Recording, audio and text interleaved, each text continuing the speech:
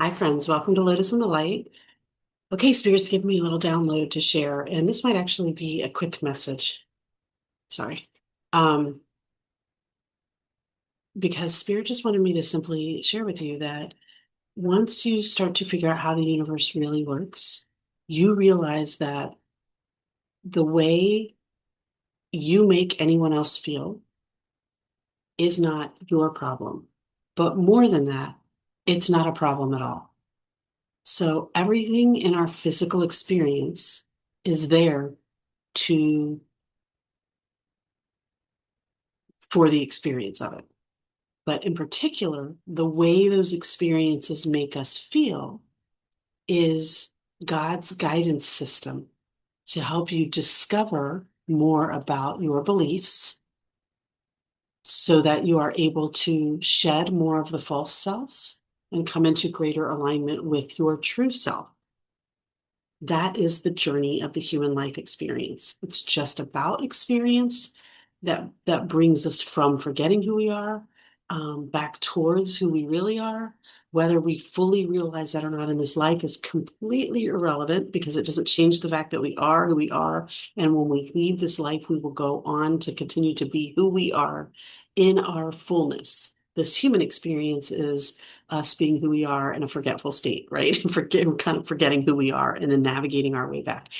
Literally, the human experience is, if you're from the Christian background, that prodigal son experience, except it's not done in defiance, it's done for the experience of it. Like, what would it be like to forget that we're perfect love? What would it be like to forget that we are unified, that we are all one, that we all love one another? What would it be like to forget all of those things?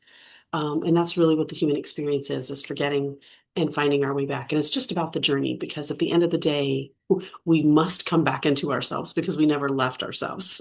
We've just forgotten in this particular experience. So the sooner that we can realize that how we're making other people feel or the impact we're having on their life has nothing to actually do with us, that's what they're manifesting in their life to help them learn and grow and experience.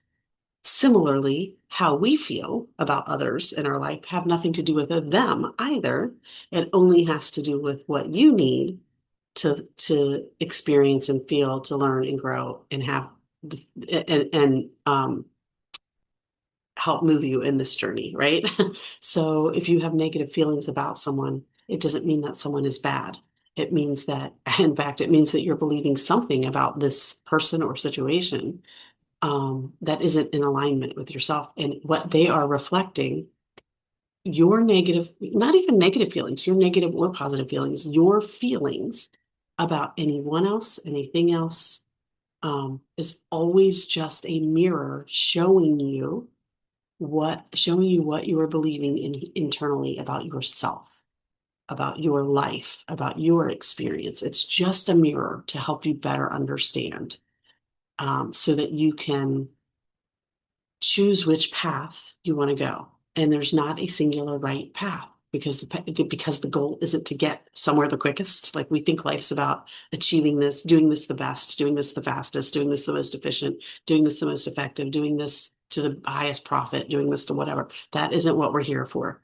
It's just about the experience. And in fact, some of us have signed up for very specific experiences. And so we need not judge other people's journeys because we don't know what they've signed up for.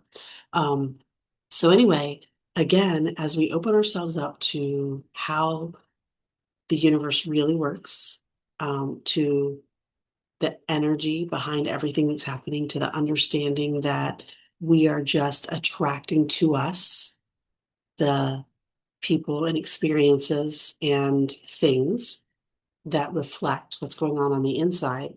And that even the people we attract to us, you might have an experience with somebody that feels different than someone else's experience with that same person. Okay.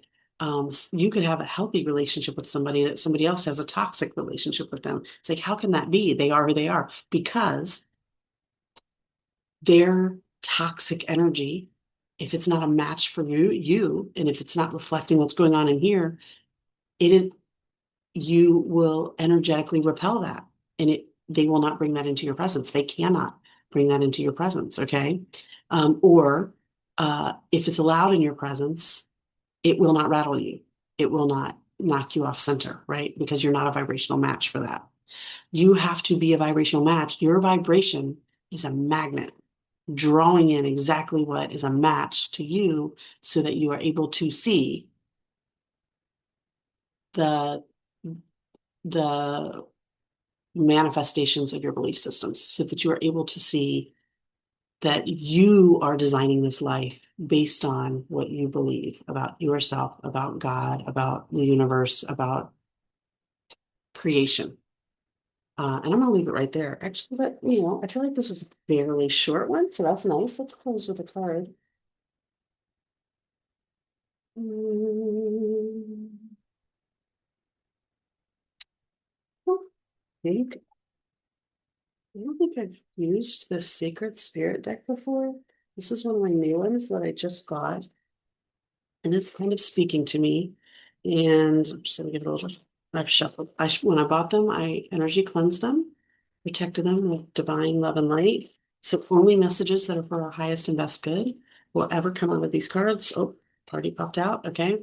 Um, shield. Actually, two popped out, but the one that popped out on top is shield your energy. Look beneath the surface. Okay. I love this because, again, when we don't protect our energy, what happens is we all have an energetic field that we're emitting. So when you come into someone else's energetic field, you will take on the feelings of their energy if you don't protect your energy. And what happens is if we haven't protected ourselves and we also hold belief systems that tell us that we are responsible for how they feel, then what will happen is when we feel how they feel and it doesn't feel good, we somehow feel then responsible to fix that. That is not our job. So frog spirit is really, telling us, look beneath the surface. Instead of trying to fix them, try to understand why you feel the need to fix them. What is it that you're sensing from them? And it might be that you're just sensing something. It might be that they're just flat out saying something to you, but there's usually more because usually the words they're expressing don't fully articulate what they're feeling, right? So you got to feel into that and then say, now, why do I feel responsible for that feeling? And why do I feel like I need to do something about that? And then you'll start to peel back the layers of the onion on yourself. Don't worry about them. They're just the catalyst, the trigger. They're the trigger to help you start peeling back the layers of the onion of yourself, of your inner self. Love that.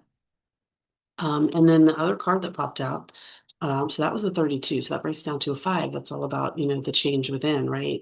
And that's a big change to stop taking the responsibility for how other people feel. That's a huge hurdle to overcome. So first of all, bravo. If you get there, bravo. And it's different than putting up walls and saying, I just can't feel what you feel. Like I can't go there. I can't be responsible for that. And then you put up these walls. That's different than having energetic boundaries, than saying, I can understand you. I can love you. I can feel you, but I also can do that in a healthy way where I'm not a sponge soaking up your um, problems, your issues, your energy. I am a mirror reflecting back to you so that that's helpful to you, but not harmful to me. And we can still be in a healthy relationship. And then the second card is divine will, let go of fear.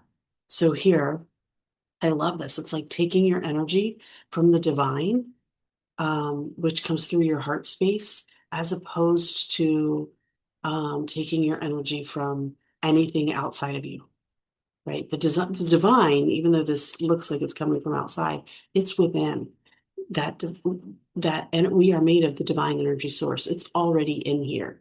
It's just allowing that light to shine, right? Allowing that light to shine on us. Okay, so divine will is, let's talk about that a little bit more actually. So divine will is um, surrendering to